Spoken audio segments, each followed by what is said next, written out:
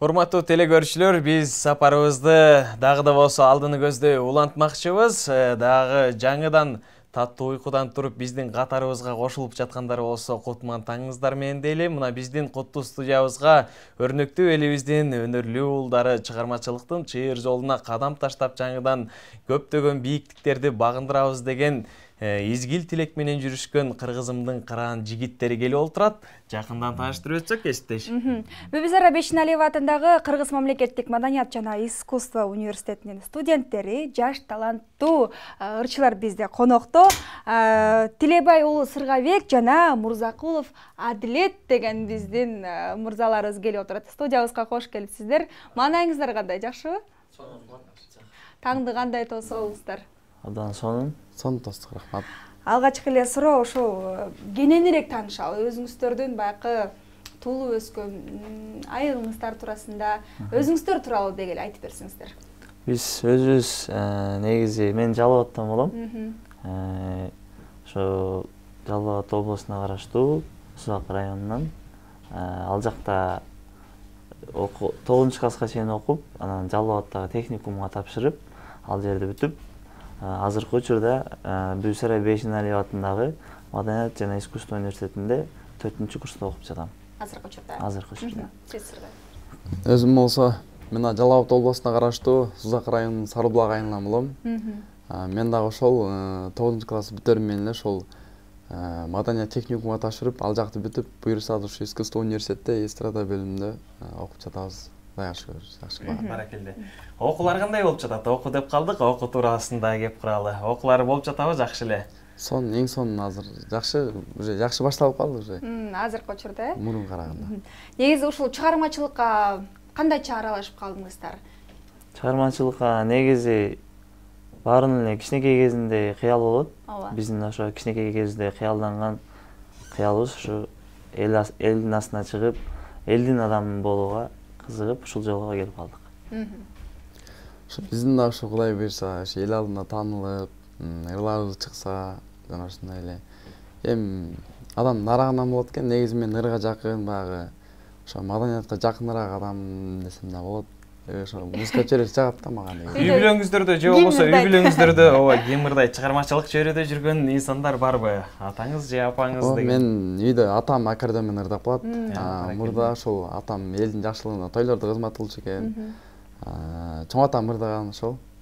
Ошолор атамдардан өттү десем болот. Атанын уулу десек дагы жарашат экен, кесиптеш.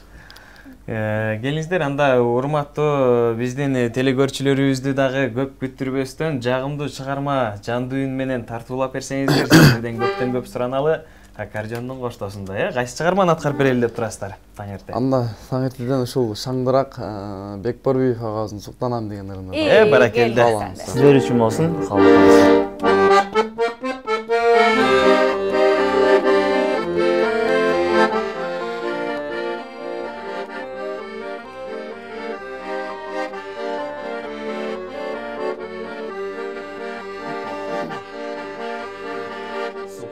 Суктанамын жап-жашыл айланага, укмуштай жаз көркөмү теңелбес сага гана, теңелбес сага гана. Эй, тартынбай бери карап гүлчү жаным, бек кучактап жүзүмдөн сүйчү жаным, дүбөлүк күнүм болуп жүрүчү жаным ай. Тартынбай бери карап гүлчү жаным, бек кучактап жүзүмдөн сүйчү жаным, дүбөлүк күнүм болуп жүрүчү жаным ай.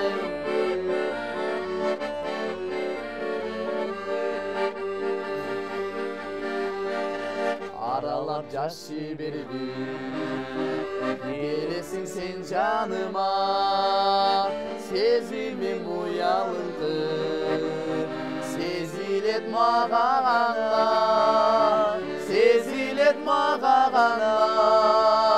Эй, Тартынбай бери карап күлчү жаным деп кучактап жүзүмдөн сүйчү жаным түбөлүк күнүм болуп жүрчү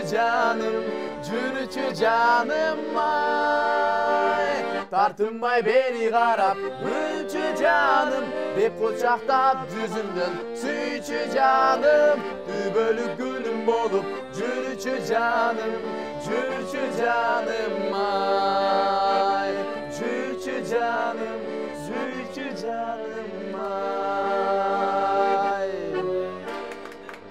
азаматсыздар терең ыраазычылык билдирели. Сыргыбек, мына айтсаң, аккордеондо ойноо чеберчилигиңе баарыбыз суктанып таң берип турган чагыбыз чындыгында. Мына ушул аккордеондо канча жашыңда колго алып өнөр жолуна кадам таштадың эле? Мен ошол мектепте окуп жүргөн учурда ошо 7-8 класстарда ошол аккордеонго кызыгып баштагам. Ошо аккордеон алып алмалы үйрөнө албай, такыр эле ошол колумдан келбей турбай деген учурлар болду. Анан ошо маданият техникумга тапшыргандан кийин анан ошол жакта ошо аккордеон ойногон агаларыбыз көрүп, ошолордон үйрөнүп, буюрса азыр ошо эмгектенип атабыз. Атлет, айтсаңыз, сиз мына ушул аспаптардын кайсы аспапта ойнойсуз? Же азыр үнүңүздү тарбиялап болуш керек мен оюмча. Биз деле аспапта ойнойбуз негизи. Аспап боюнча окуйбуз. Комуз боюнча аккордеон, фортепиано, ошого окшогон аспаптарды ойнойбуз. Жакшы. Алдыда дегиле кандай пландар бар? Анан репертуарыңарда канча ыры бар? Азырынча репертуарыбызда бирден ыр бар, бир клип бар. Бирден клип, бирден ыр бар. Сиздерге дагы албан ийгиликтер болсун. Окуудан сырткары эмне менен алек болосуздар? Окуудан сырткары ушул элдин кызматында тойлорго барабыз, жакшылыктарга, ошо кыргыз элибизде жакшылыктарыбыз гана болуп турат. Тойлор көп. Ошо тойлорго барып кызмат кылабыз, жана ошондой эле анан окуу менен алек болобуз. Эң башкысы тойлор менен жүрөбүз. Сиз дагы ошондой бизде. Ооба. Мына ушул өнөр багып, өнөр аркалап жүрөсүңөр. Буга чейинки силерге жол көрсөтүп, багыт берген устаттар тууралуу айтып өтсөк келиңиздер. Келиңиз Адилет мырза, сизден баштайлы. Багыт көрсөткөн устаттарыбыздын эң алгачкысы бул ата-энем десем болот. Ата-энем кичинекей кезимден эле телевизорду карап, ошо телевизордо ырдап аткан ырчыларга кошулуп ырдап, бийлеп атканда атам аябай колдочу. Унчукпай тургула ырдай берсин депчи, тыныч дегендечи. Ошо атамдын демилгеси менен анан айылда жүргөндө эле агайым бар болчу, аккордеон ойноп ырдап аткан. Азыр раматылык кайтыш болуп кетти. Ошол агайым дагы көп аккордеон чертип, конкурстарга алып барып, көптөгөн ийгиликтерге жеткенбиз. Ошолорду айтып кетем. Азыркы учурдачы, мисалы Бибисарай Бейшеналиевада устаттарыңыздар өзүңүздөр? Азыркы учурда Бибисарай Бейшеналиева университетинде устатым Ысбек Жунушев деген белгилүү комузчу агайым. Ошондон тарбия алып жаткан учурум азыр. Сиз айтып өтсөңүз. Бизде да ошо маданият техникумда эң биринчиден мен да ата-энем десем жаңылышпайм. Албетте ата-энем бул кайсы окуга кызыксаң ошого тапшыр деген, мен маданият техникумду тандагам, ошого тапшырып, ал жактан ошо агай эжекелерибизден билим алып, анан Гүлкайыр Табалдиева деген эжекебиз бар эле. Ошонун колунда дагы бийир өмчүрдүк, ыр өмчүрдүк. Анан ошол азыркы учурда ушул искусство университетте барабан ойноп атам, ударныйдамын. Ошол жактында дагы кызыгып көрөйүн дедим. Азыр бирөөсү ошол эстрада бөлүмүндө алектенип жатам. Жакшы. Баягы учурдан пайдаланып ата-энелерге дагы терең ыраазычылык билдирип өтөлү. Мына ошол силердин өнөрүңөрдүн өрнөктүү элге күбө болуусуна, таң болуусуна бирден бир себепкер болгон ата-энелер экен албетте. Чындыгында арыштан алга жылгызган алдыңкы эки бут болот, акылың болсо сыйлай жүр ата-эне деген код болот дейт экен. Аман болушсун ата-энелер дейли. Анан ошол өнөрдү аркалап келатып, мына жакшынакай бүгүнкү күндө жогорку окуу жайдын деңгээлинде окуп аткан кезиңер, дагы да болсо окуу жайды бүткөндөн кийин кандай пландар бар, ошол жөнүндө кененирээк маек курсак. Окуу жайды бүткөндөн кийин ушул саналуу деле убакыттар калды да буюрса. Бир жылча десек болот. Ушул шаарда калып эле, ушул жакка орношуп, ушул жакта жашап, чыгармачылык менен алектенип, өзүбүздүн студиябызды ачып дегенде ушундай максаттарыбыз бар. Чыгармачылыкка катуу киришейин деген ойлорубуз бар.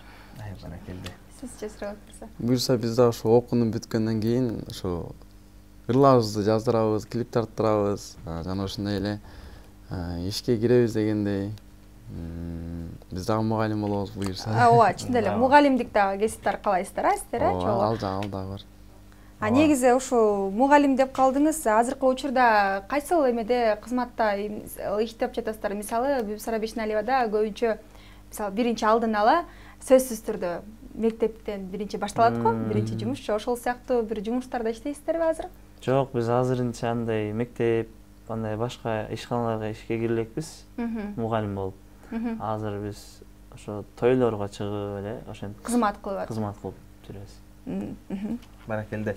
Буюрса баралы келгенде биздин дагы мына конокторубуз өздөрүнүн шакирттерин тарбиялайт деген жакшынакай изгил тилектер менен олтуралы. Анан дагы бир чыгарма суранабыз го дейм, уруксат этсеңиздер. Дагы бир жалпы көрүүчүлөрүбүздүн көңүлүн көтөрө турчу, таңкы маанай тартуулай турчу жагымдуу чыгарма аткарып берсеңиздер, кайсын аткаралы деп турасыздар? Анда биз досум экөөбүз ата-энелер жөнүндө ырдап берели анда. Биздин ушул маданият чөйрөбүзгө аралашып калган ошо бирден бир себепкерибиз ата-энебиз болот. Ооба. Энелер жөнүндө ырдап берели анда. Ооба, жакшы болот. Жалпы энелердин урматына болсун деп. Жалпы энелердин урматына.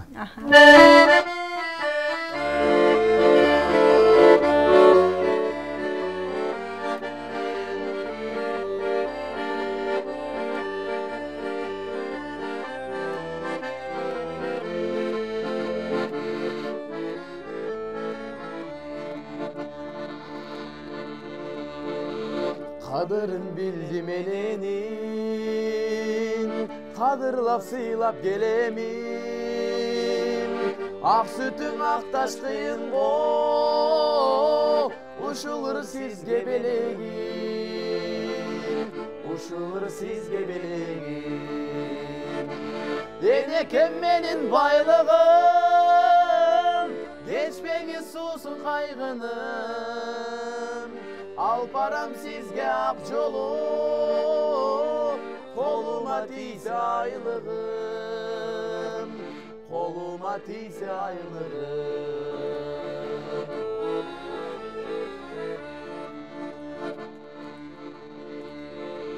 Sağınıp jülün geçemin, siz üçün barın cengemin.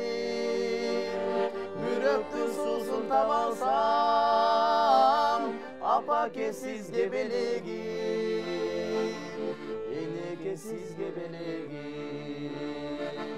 Enekem benim baylığım, geçmeni susun aygınım. Alparam sizge ak jolu, koluma tiyse aylığım, koluma tiyse aylığım.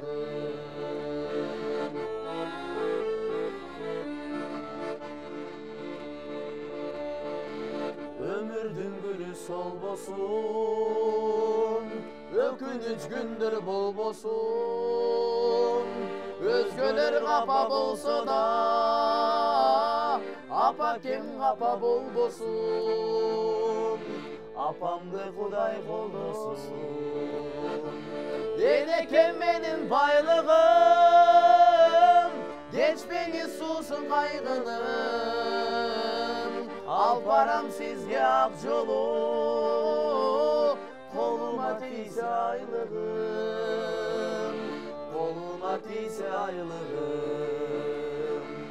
Enekem benim baylığım, enekem menin baylığım. Ай, рахмат, баракелде. Айтылат эмеспи, эне деген бул сүйүүнүн символу, ал сүйүүнүн чексиз экен болжолу. Кан жанынан ыңаалаган үн чыгып, бул дүйнөгө адам келет бир жолу. Балалыктын байоо сөзү апа менен башталат, анын аты жүрөктөрдө өмүр бою сакталат дейт экен. Ак элечек, ак саамай апаларыбыз ар дайым бар болуңуздар. Сиздердин апа деген 3 тамгадан турган атыңыздар үчүн ак кар баскан ак мөңгүлүү асказоо болсок да ар дайым баш тийип, тазим этип келебиз. Бар болуңуздар алтын апалар. Биз болсо суроолорубузду кайрадан улантабыз. Ушул пандемия учурунда эмне менен алек болдуңуздар? Пандемия учурунда баарыбыз деле айылдарга таратып ийген. Бул жакта баары жабылат, ушундай тазаланат депчи, анан айылга барып, үй жумуштары менен алек болдук, ата-энебизге жардам берип. Ошол учурларда кандайдыр бир чыгармачылык эргүү пайда болдубу сиздерде? Аябай мындай жөн эле жүрүппүз, убактыбызды текке кетирип, барганда мындай кылам, тигиндей кылам, ыржастырам деп ошондой ойлор болуп. Үнүңүздөрдүн дагы эс алуусуна мүмкүнчүлүк болсо керек, э? Эс алуусуна. Тойлордо токтоп калды. Ой, Кыргызстандан. Сизче, Сырбек мырза, сиз? Ошол биз дагы ошо карантин маалында окууну сагындык, окууга тынбай келчү элек. Чындыгында окуудан жадап кеткен да күндөр болот го. Наоборот, ошол күндөр эске түшүп, эмнеге андай болду экен, эми окууну сагынып атабыз деп ошо үйдө жатып, ыларды ырдап даярданып, ошентсе дагы бирок жакшы неме экөөбүз. Аккордеон экөөбүз деңиз. Бири-бирибизди алдап дегендей.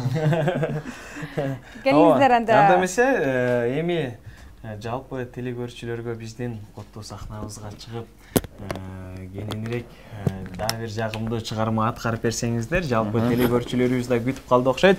Урматтуу телекөрүүчүлөр, эсиңиздерге салып өтөлү, бүгүн бизде чыгармачылыктын чыйыр жолунда жүргөн жигиттерди. Ооба. Бибисара Бешиналиев атындагы Кыргыз мамлекеттик маданият жана искусство университетинин жаш таланттуу мырзалары Тилекбек уулу Сыргабек жана Мурзакулов Адлет аттуу биздин мырзалар келип отурат. Анда эмесе жалпыңыздарды ырга көңүл бурабыз. Ооба, шаңдуу сиздердин жан дүйнөңүздөргө жан азык болсун анда эмесе.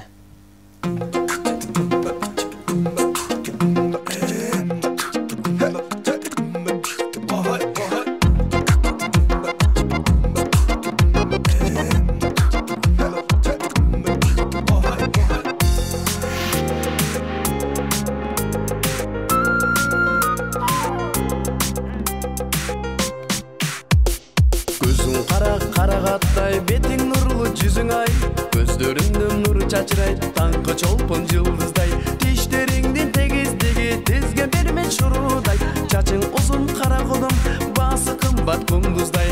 Ой, маржаным, эй, маржаным, сен байкабай жүрөсүңбү менин сүйүп калганым. Ой, маржаным, эй, маржаным, сен байкабай жүрөсүңбү менин сүйүп калганым.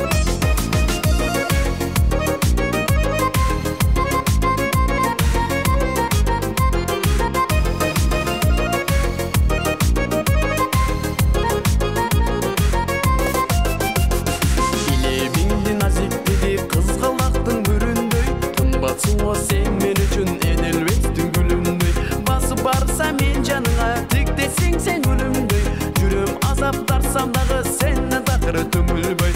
Ой, маржаным, эй, маржаным, сен байкабай жүрөсүңбү менин сүйүп калганым. Ой, маржаным, эй, маржаным, сен байкабай жүрөсүңбү менин сүйүп калганым.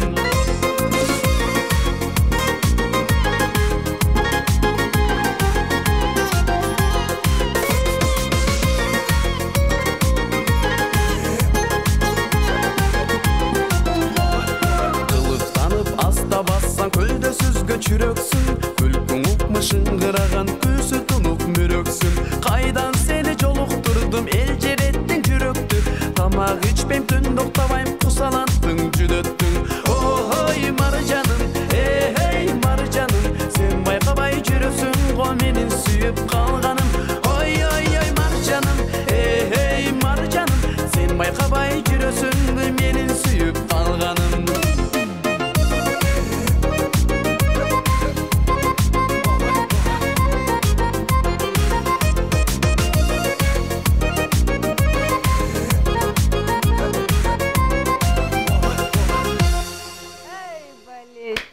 Ай рахмат, сиздерге терең ыраазычылык билдирели. Буюрса дагы кыргызымдын атын алайга, даңкын далайга, урумга кырымга жеткизген кыргызымдын бычак асап кыран жигиттеринин бири болгула чыгармачылык чөйрөдөн изденгенден талыкпагыла дейли, чыгармачылык эргүү каалайлы, дагы да болсо алдыдагы көптөгөн бийиктиктерди багындырыңыздар дейли, Ооба, кесиптеш. Биз болсо сапарыбызды алдыга карай улайбыз.